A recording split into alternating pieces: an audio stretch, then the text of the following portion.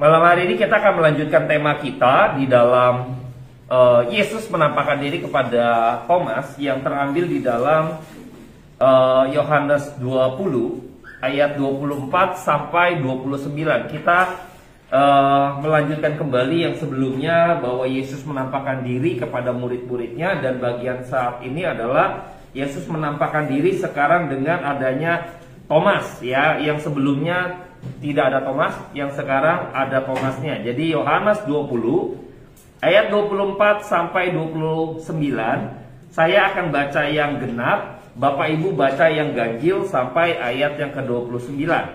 Yesus menampakkan diri kepada Thomas. Tetapi Thomas, seorang dari ke-12 murid itu yang disebut Didimus, tidak ada bersama-sama mereka ketika Yesus datang ke situ.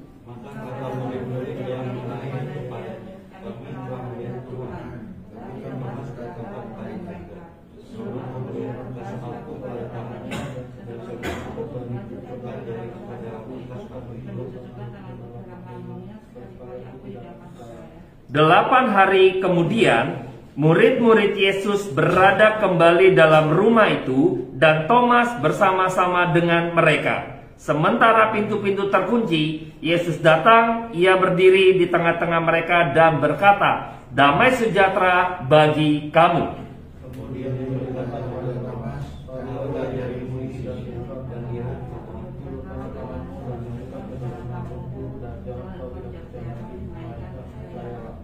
Thomas menjawab dia, "Ya Tuhanku dan Allahku."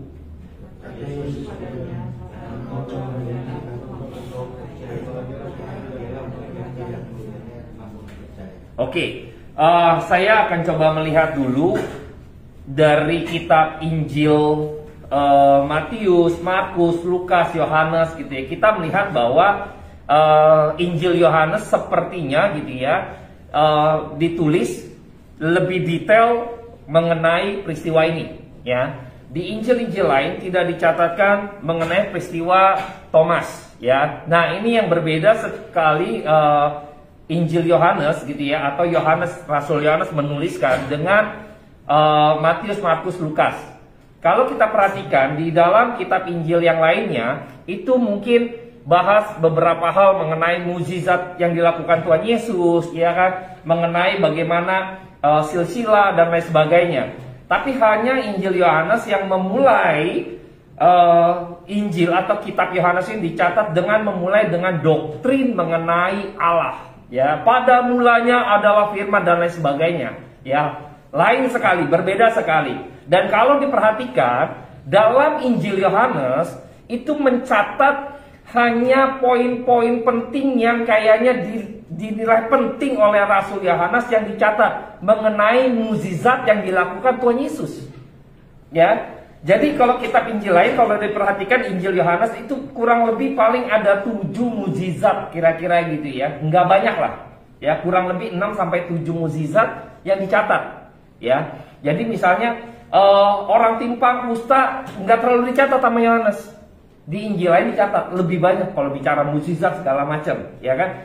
Jadi Yohanes ini lebih misalnya percakapan dengan Nikodemus, percakapan dengan perempuan Samaria, itu catatan-catatannya seperti kayak ada perbincangan, ada hal-hal demikian gitu ya.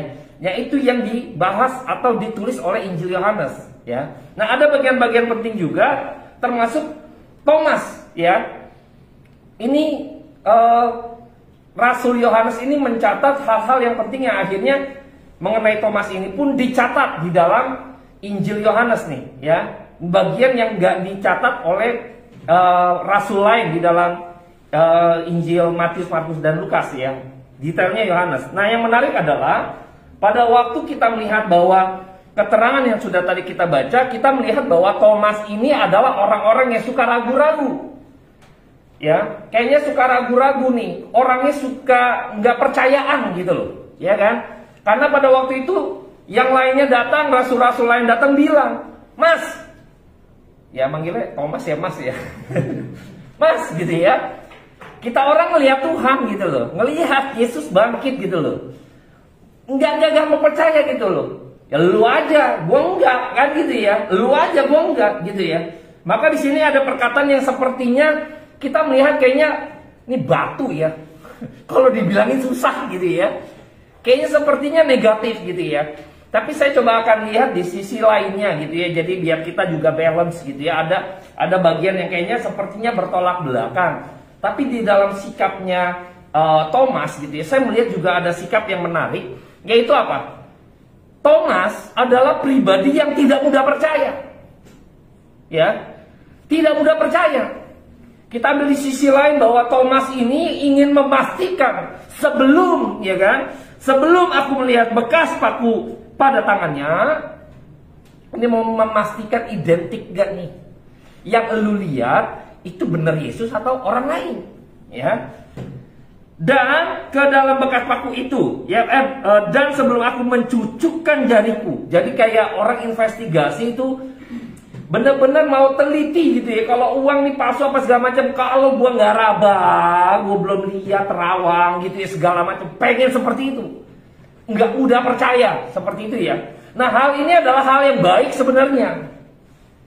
Kita melihat bahwa Thomas kayak catatannya tidak terlalu banyak gitu ya. Hanya Injil Yohanes yang mencatat kalau ada interupsi dari Thomas, maka Injil Yohanes yang mencatat interupsi Thomas.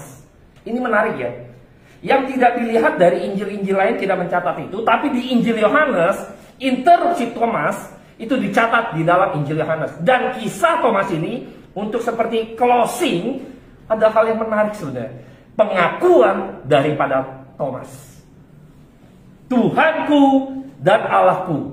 Nah, ini yang penting, bagian penting yang akhirnya Injil Yohanes mau tekankan, ya. Injil Yohanes mau tekankan di closing ini. Nah, kembali kepada murid-muridnya coba meyakinkan.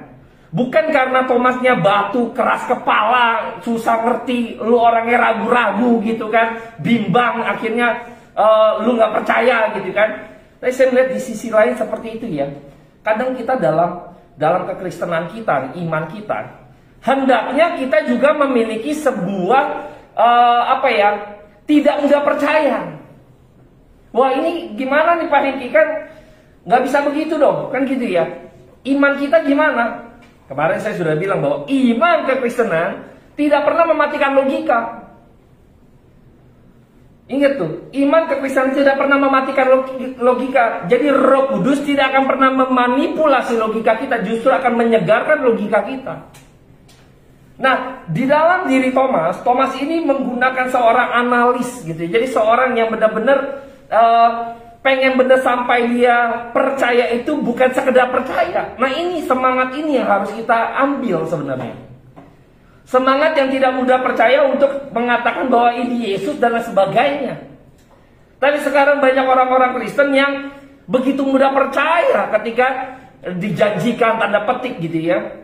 Maka di dalam Injil Yohanes itu berbeda sekali dari kitab Injil lainnya. Tidak terlalu banyak mencatat mengenai mukjizat. Maka di ayat 30 sampai 31 saya akan kutip saja. Injil Yohanes saya bicara gini. Memang masih banyak tanda lain yang dibuat Yesus di depan mata murid-muridnya yang tidak tercatat dalam kitab ini. Ya. Yang tidak tercatat, tetapi semua yang tercantum di sini telah dicatat supaya kamu percaya bahwa Yesuslah Mesias, Anak Allah, dan supaya kamu oleh imanmu memperoleh hidup dalam namanya. Banyak, tapi dia gak catat semua. Tapi ini hal-hal prinsip gitu ya. Ini yang dicatat gitu loh.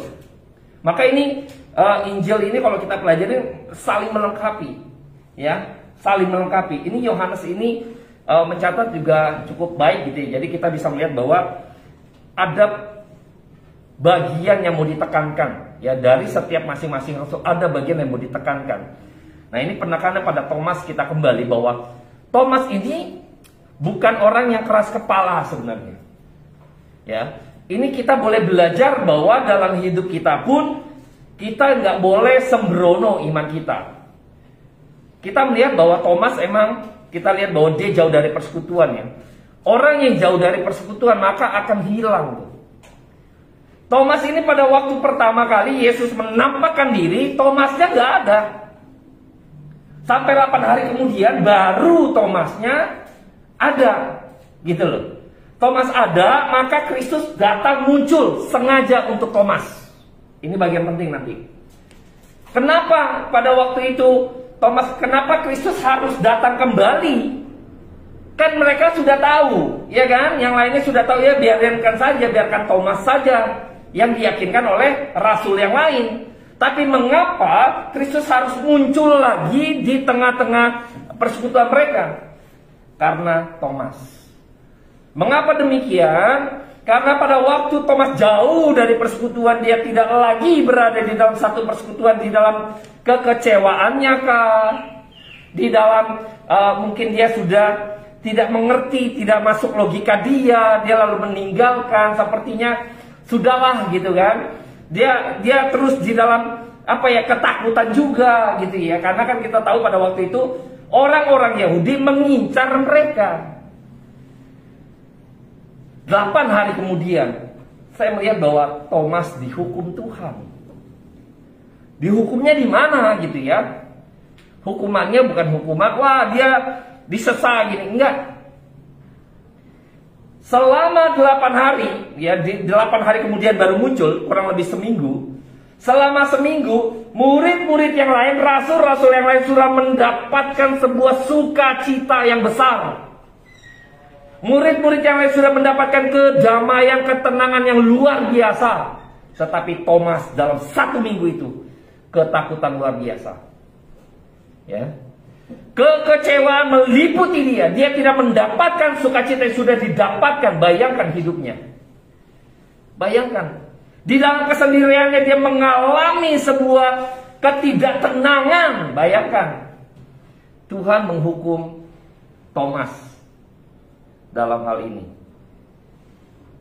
Tuhan datang sengaja karena melihat bahwa iman kekristenan, barang siapa yang sudah diberikan oleh Bapa, tidak ada satupun yang hilang. Ini adalah janji daripada bagaimana Kristus sebagai gembala, domba-dombanya akan digembalakan dan tidak ada satupun yang hilang. Karena di sini Thomas sudah menjauh, maka Kristus sebagai gembala, dia akan mendatangi domba yang terhilang itu, dia akan ambil kembali. Inilah yang dilakukan Kristus. Thomas imannya hampir gugur. Kita tahu pada waktu itu Petrus pun hampir gugur. Maka Tuhan berdoa bagi Petrus ketika dia menyangkal 3 kali. Nah, ketika melihat Thomas, tadi sebelumnya Tuhan Yesus belum menampakkan diri, tapi Thomas sudah berikan syarat. Kalau Kristus ada, maka nanti saya akan uji dia. Saya akan coba lihat bekas pakunya. Bukan hanya lihat bekas pakunya, saya akan coba masukkan jari saya. Dia kasih syarat lagi. Kalau emang ada orangnya, saya akan uji dia. Bayangkan ya. Luar biasa nih. Sepertinya sombong gitu ya. Wah, Thomas ini bener-bener nih. Ini kalau kita nih kayak body shaming, tau kan? Misalnya Bapak Ibu ya, misalnya ya, saya mendapat kecelakaan hebat gitu ya. Orang pikir saya meninggal, misalnya ya. Terus tiba-tiba dapat berita, oh ternyata diselamatkan. Misalnya nih, balik ya kan, wah udah hancur misalnya. Memastikan, enggak, gue mau lihat dulu nih. Itu saya waktu buka luka saya tuh trauma ya. Yang ngalamin, bener gak sih? Ngalamin kita bisa trauma loh. Terus kita pegang lagi. Pastikan ini beneran sakit atau bukan gitu loh. Ini orangnya sama atau bukan. Ini sepertinya kurang ajar gitu loh Thomas ya. Ini kurang ajar sekali loh. Lu, ini orang korban gitu ya. Kembali lihat lukanya tuh mengingatkan dia lagi gitu. Trauma loh orang loh. Terus lu coba masukin begitu, body shaming loh kita loh. Kita mainin teman kita yang mungkin agak, teman saya jarinya ada yang kepotong gitu ya. Kadang kita suka mainin gini gitu kan. Surat nih gitu kan segala macam, padahal jarinya kepotong. Kita kayak body shaming tuh. Oh ini padahal jarinya emang buntung. Kita seringkali jadi bahan leluconan gitu loh. Tapi itu kan sebenarnya body shaming kan. Bener gak? Orang yang sudah dalam menerima penderitaan dan ada luka atau bekas itu, lalu bekas itu mau ditanda petik gitu ya, diuji kembali. Bayangkan, ini sepertinya Thomas tuh kurang ajar kalau kita lihat ya. Wah dulu bener-bener deh keterlaluan gitu ya. Tapi inilah semangat Thomas gitu loh. Inilah semangat Thomas yang harus kita di dalam sisi positif ya. Maksud saya, yuk kita juga harus menguji, karena akhirnya Tuhan bilang datang gitu ya. Di dalam ayat 27 saya baca kembali, taruhlah jarimu di sini. Pada waktu itu belum muncul Tuhan Yesus. Jadi si Thomas lagi mau diyakinkan oleh rasul-rasul yang lain bahwa kami melihat Yesus. Yesus tuh bangkit gitu loh. Dia hidup. Dia nggak mau diyakinkan dengan demikian. Oh, nggak bisa. Dia kasih satu syarat, dia kasih satu argumen kembali. Terus tiba-tiba Yesus datang mengucapkan damai sejahtera, lalu dia bilang kepada Thomas. Dia memberi diri gitu ya. Taruhlah jarimu di sini dan lihatlah tanganku. Disuruh taruh nih. Wah, ini luar biasa ya. Ini di sini kita kalau dari bacaan ini ya, dari Injil Yohanes, kita nggak menemukan bahwa apakah Thomas benar-benar masukin jarinya ke tangan ya, atau sampai masukin jarinya ke lambung. Di sini tidak diceritakan dengan detail gitu ya. Tapi saya yakin tidak dilakukan oleh Thomas. Ya, tidak dilakukan. Tuhan bilang inilah taruhlah jarimu, tapi ayat 28 Thomas menjawab dia, ya Tuhan dan Allahku. Tidak dituliskan bahwa akhirnya Thomas mengulurkan tangannya lalu memasukkan jarinya ke dalam lubang bekas luka. Tidak dicatat demikian. Tapi langsung begitu melihat, lalu Tuhan menguji, memberi dirinya, ujilah aku. Tanda petik ya, seakan-akan berbicara kepada Thomas demikian. Tapi akhirnya begitu Thomas melihat, keluar sebuah pengakuan. Ya Tuhanku, ya Allahku. Ya Tuhanku dan Allahku. Ini sebuah pengakuan dari Thomas. Maka dia diyakinkan. Maka Tuhan juga mengatakan, karena engkau telah melihat aku, maka engkau percaya. Berbahagialah mereka yang tidak melihat namun percaya. Hal ini menjadi bagian yang penting buat sekarang kita. Mengapa? Karena kita tidak melihat secara fisik. Sepertinya ini adalah kitab sejarah gitu loh. Kita akan mungkin di zaman-zaman yang akan datang, saya nggak tahu apakah nanti Alkitab ini gitu ya. Saya yakin firman Tuhan akan tetap ada karena Alkitab yang mengatakan, firman Tuhan yang mengatakan sendiri. Apakah kita nanti akan anak cucu kita generasi keberapa gitu ya? Apakah dia mau cukup diyakinkan? Mungkin akan menjadi sesuatu yang menjadi ditinggalkan karena ini sejarah saja, biarkan saja gitu loh. Ini yang bahaya nih. Maka di sini memberikan satu kebahagiaan buat kita. Tuhan memberikan kebahagiaan itu. Engkau nggak lihat, berbahagialah engkau nggak lihat dan kau percaya karena tidak melihat, yaitu kita. Tapi bukan berarti akhirnya kita beriman lalu mematikan logika kita, tidak demikian. Thomas pun akhirnya imannya hampir gugur karena logikanya dia, pikirannya dia ingin membunuh iman itu. Ini yang paling bahaya. Thomas hampir lakukan itu. Logikanya dia nggak bisa terima. Logikanya dia mematikan imannya daripada kepercayaannya, bahwa dia nggak percaya kepada Yesus. Maka dia memberikan satu syarat dengan logikanya demikian. Kalau emang itu dia hidup, kalau itu dia bangkit, maka harus demikian. Maka logikanya ingin membunuh imannya. Tidak demikian. Ini bahaya ya. Ini ekstrim ya. Logika bunuh iman. Iman juga bisa bunuh logika loh. Misalnya kita berdoa beriman gitu ya. Beriman Tuhan akan tolong saya gitu ya. Lalu kita logikanya nggak dipakai gitu ya. Waktu COVID misalnya melanda, nggak perlu masker, saya sudah berdoa di hadapan Tuhan gitu ya. Orang beriman pasti akan Tuhan jaga, Tuhan pelihara kayak gitu. Ini bodoh kan? Logikanya nggak dipakai gitu loh. Ini iman yang mematikan logika. Nggak bisa demikian. Tapi banyak orang kan pada waktu awal COVID, saya ingat sekali gitu ya, mimbar Tuhan ada seorang hamba Tuhan mengatakan demikian. Virus COVID itu nggak akan menyerang orang percaya gitu loh. Ini apaan gitu kan? Ini imannya matiin logika gitu loh. Nggak demikian cara berpikirnya. Inilah sesuatu yang salah.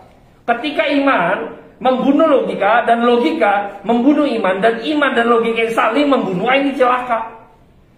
Celaka, berperang ini saling membunuh. Tidak. Jadi logika kita dan iman ini harus linier, yaitu di bawah tunduk di bawah kebenaran. Ini yang benar. Saya ambil contoh sederhana gitu ya. Kita beriman, Tuhan tolong di tengah-tengah COVID, ya kan, jauhkan dari segala terserang virus COVID misalnya gitu ya. Kita berdoa. Tapi logika kita nggak dimatikan. Iya ya. Sebagai wujud saya beriman kepada Tuhan bahwa Tuhan pelihara, maka saya melakukan kesehatan dengan benar. Saya menjaga diri saya dengan benar. Kan gitu logikanya. Wujud daripada iman saya. Logikanya kan harus begitu. Bukan saling matiin, tidak. Lalu lepas masker segala macam, kan nggak ada begitu cara berpikirnya. Justru karena saya beriman bahwa saya dijaga dan dipelihara, maka saya jaga kesehatan saya. Logika saya nggak mati dong. Maka saya menjaga, misalnya menjaga jarak dan lain sebagainya. Ini semuanya harus linier gitu loh. Ya, Anda berdoa minta pekerjaan tapi nggak mau cari pekerjaan. Ini gimana? Matiin logika, ya kan?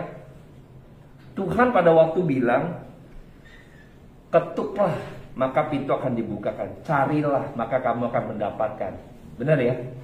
Seperti itu. Tapi seakan-akan kita nggak pernah mau cari gitu loh. Kita nggak mau ada act dari diri kita sendiri, nggak linear. Minta, tapi nggak ada yang menginginkan atau tidak gitu loh. Waktu saya meminta pekerjaan misalnya gitu ya, lalu karena saya mengingini itu, maka saya punya act out-nya, saya punya action-nya. Logika kita nggak boleh mati, maka saya cari kerjaan gitu loh. Saya berusaha, misalnya gitu ya. Ini kan yang benar. Jangan minta, jangan beriman, tapi logikanya mati. Jangan sampai juga karena logikanya begitu kuat gitu ya, imannya dimatiin. Gua nggak perlu berdoa, gua nggak perlu minta, gua kerja keras nanti gua juga bisa dapat pekerjaan. Nggak gitu juga. Ora et labora. Kembali kepada iman daripada Thomas. Tuhan menggenapi janjinya bahwa tidak ada satupun yang hilang. Thomas masuk dalam bilangan orang-orang domba-domba Tuhan yang dijaga Tuhan. Tidak ada satupun yang hilang. Kita akan coba lihat, membandingkan ya. Pada waktu The Last Supper, kita review balik sejenak. Kita buka di dalam Yohanes,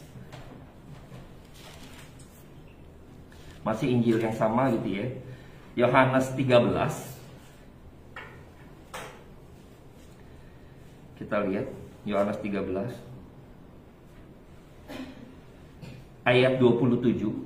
Yohanes 14 ayat 27. Yohanes 13, Yohanes 13 ayat 27.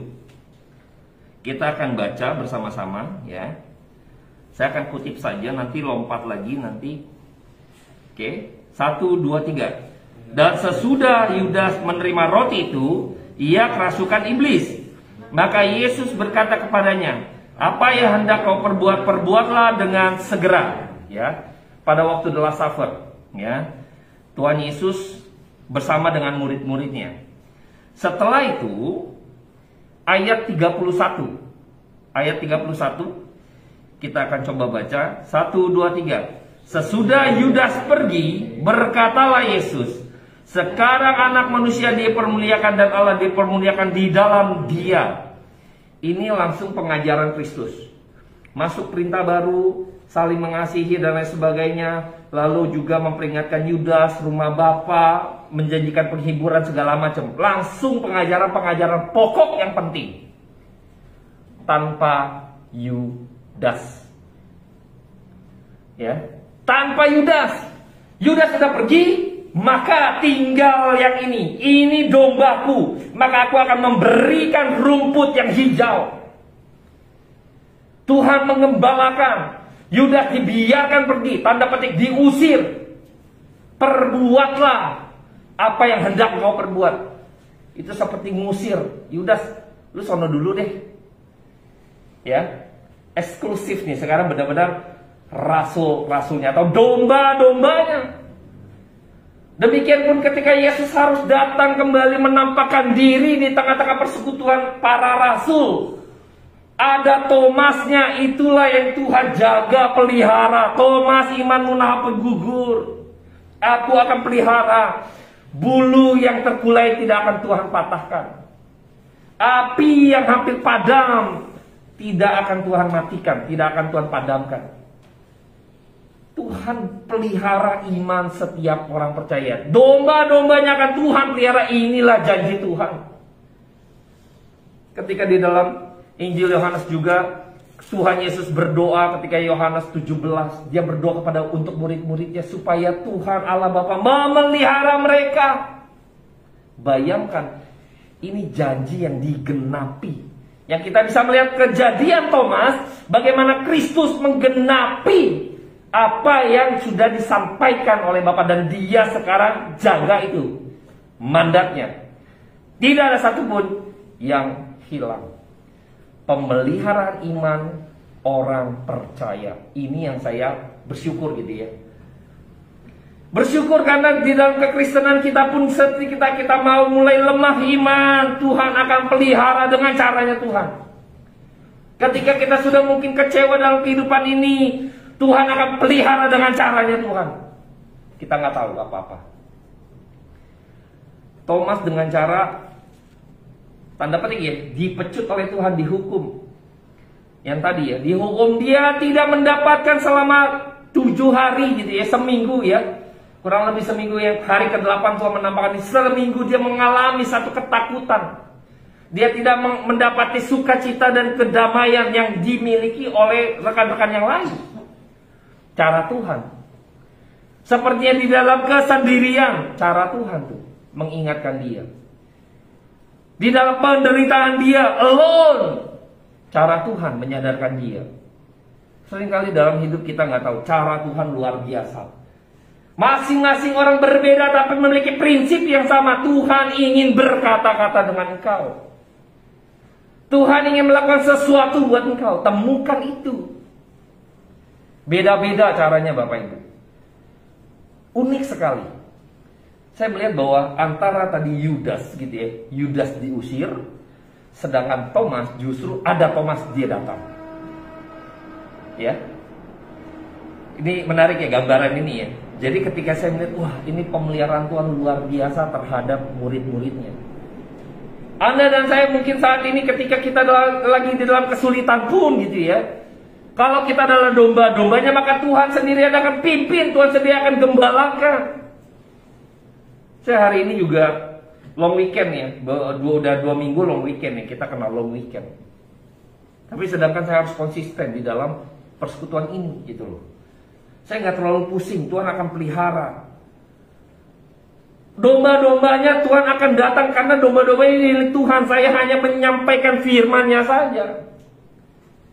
Firman ini akan terus memanggil domba-domba itu datang. Bukan karena effortnya saya dan sebagainya, bukan.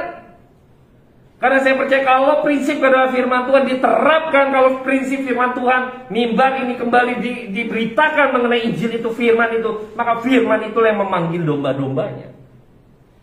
Sama seperti Kristus yang memanggil, mengumpulkan kembali domba-dombanya. Jadi bukan kita yang datang kepada Tuhan, toh. Tuhan yang samperin kita satu persatu. Bersyukur Bapak Ibu. Bersyukur.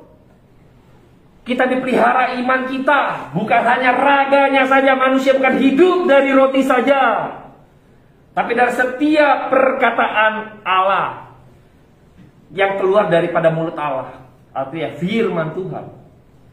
Ini sesuatu yang akhirnya kita pikir harus kita gumulkan. Dan jadi orang percaya, ya, mau tidak mau Anda dan saya, kemarin kita sudah belajar bahwa firman Tuhanlah yang membakar hati setiap kita, bukan yang lain. Ya kan? Pikiran kita dicerahkan gitu ya, dibukakan oleh karena apa? Karena firman Tuhan, bukan yang lain. Ini serial yang akhirnya kita bisa belajar bahwa sesungguhnya kalau bukan karena firman Tuhan, ini pun akan gugur, Bapak Ibu. Akan gugur. Tidak ada yang diberitakan gitu loh. Kalau misalnya bertumbuh secara pertumbuhan kuantitas tetapi kualitas tidak ada, maka ini adalah pertumbuhan yang semu. Pertumbuhan yang palsu, Bapak Ibu. Ya. Jangan kita menilai misalnya, wah ini gereja A bertumbuh gitu ya. Dilihat dari mana? Jumlah jemaatnya makin banyak. Jumlah jemaat makin banyak bukan berarti dia bertumbuh. Dia juga bisa pertumbuhan yang palsu. Ilalang dan gandum dibiarkan Tuhan, Bapak Ibu. Jangan juga terlalu ekstrim begini. Oh, gerejanya sepi nih, persekutuannya sepi. Ini yang diberkati Tuhan, ini yang benar. Belum tentu juga. Belum tentu. Bisa juga karena ngaco, makanya nggak ada yang mau ngikutin. Bisa juga begitu. Ya kan? Bisa juga begitu. Tapi yang pasti yang punya prinsip adalah ketika berita firman itu benar adanya, tanpa Anda publikasi secara effort lebih pun, Tuhan yang akan bergerak. Gerakan itu domba-dombanya. Nggak pusing.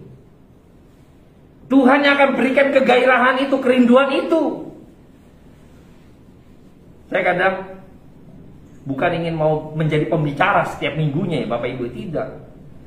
Saya berdoa sama Tuhan, pernah berdoa. Saya minta sama Tuhan, uji saya, ya uji saya. Uji saya dalam arti gini Bapak Ibu.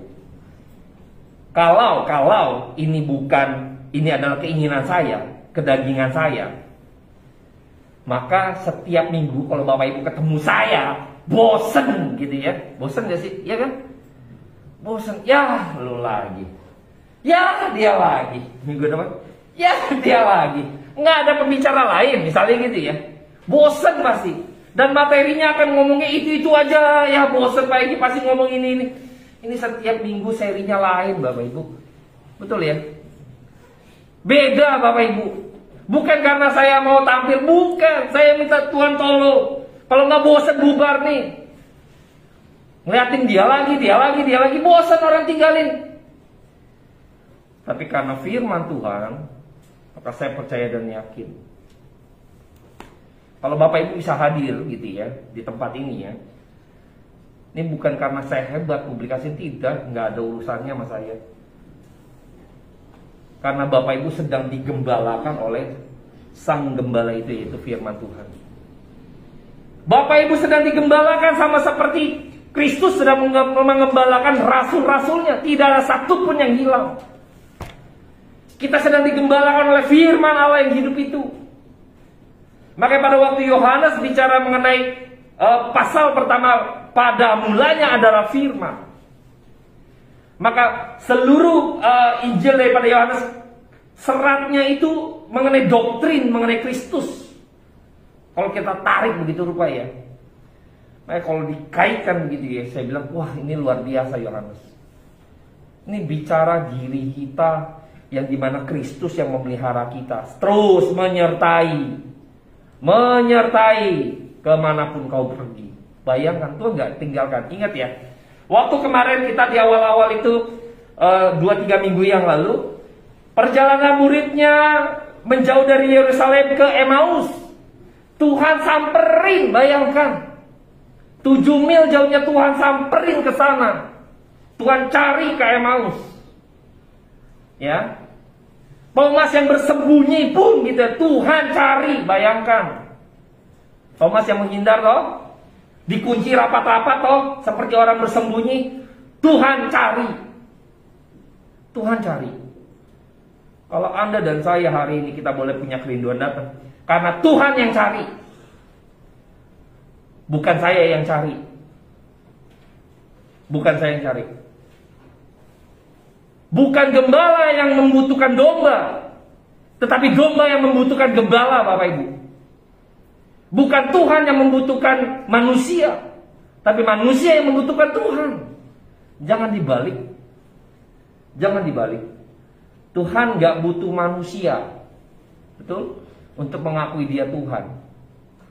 Gak perlu kok. Gak perlu. Ada gak ada kita dia tetap Tuhan. Kita ngaku gak ngaku dia tetap Tuhan. Gak perlu. Tapi karena Tuhan mengasihi kita, kitalah yang sebenarnya butuh Tuhan. Ya, yang harusnya kita butuh, justru yang butuh itu datang ke kita. Luar biasa gak Bapak Ibu? Luar biasa ya. Kita yang sebenarnya butuh, ya, yang gak butuh justru cari kita. Kita yang butuh gak cari dia. Saya butuh makan, ya kan? Butuh makan nih, ke restoran dong. Justru restorannya datang ke kita. Dia gak butuh kita. Dia buat makan diri sendiri juga udah bisa. Dia cari kita. Lu lapar ya? Kita gak butuh Tuhan nih. Seakan-akan sombong gitu kan. Wah, Tuhan butuh saya. Enggak, Tuhan gak butuh kita kok. Gak butuh, kita udah berdosa begini, ngapain gitu ya. Apa kita pikir dia kita sudah berdosa ini Tuhan gak bisa ciptakan yang lain? Jangan pikir kita Tuhan gak bisa ciptakan manusia yang lain, tanda petik gitu ya. Bisa loh. Benar gak? Ngapain Anda dan saya? Ya, dam. Udah ganti aja lah. Kayak bikin clay gitu ya. Ya, rusak.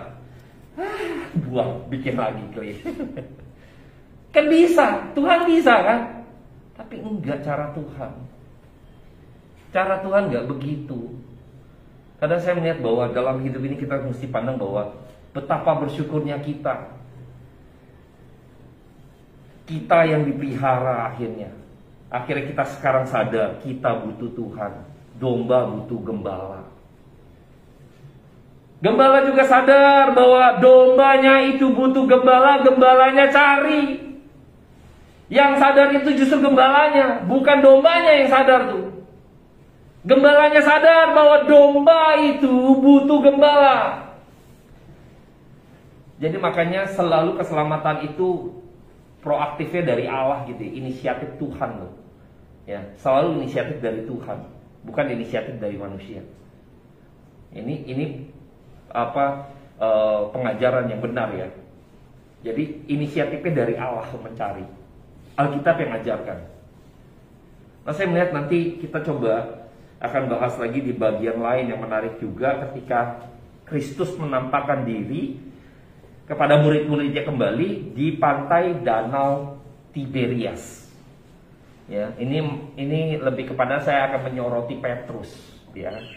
Saya akan menyoroti Petrus di bagian minggu depan. Ini ada gambaran menarik sekali. Ada potret gitu ya, kayak semacam kalau kita film gitu ya, bertemu di misalnya film romantis gitu ya, bertemu di Paris gitu ya.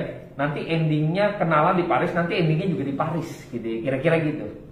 Ini menarik sekali gambaran kalau film gitu ya. Wah, ketemunya kejadiannya mereka kenalan misalnya di Menara Eiffel.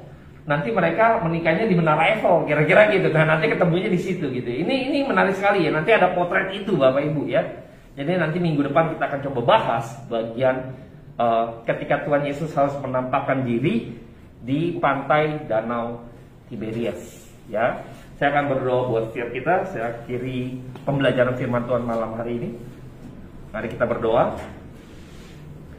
Bapa dalam surga, kami bersyukur karena firman Tuhan begitu hidup bagi setiap kami, sehingga kami boleh semakin hari mengenal Kristus, dan kami boleh bersyukur di dalam kehidupan kekristenan kami, iman kami dipelihara oleh Engkau ya Bapa sebagai gembala. Dan saat ini kami bersyukur karena firman-Mu menggembalakan setiap kami domba-domba-Mu.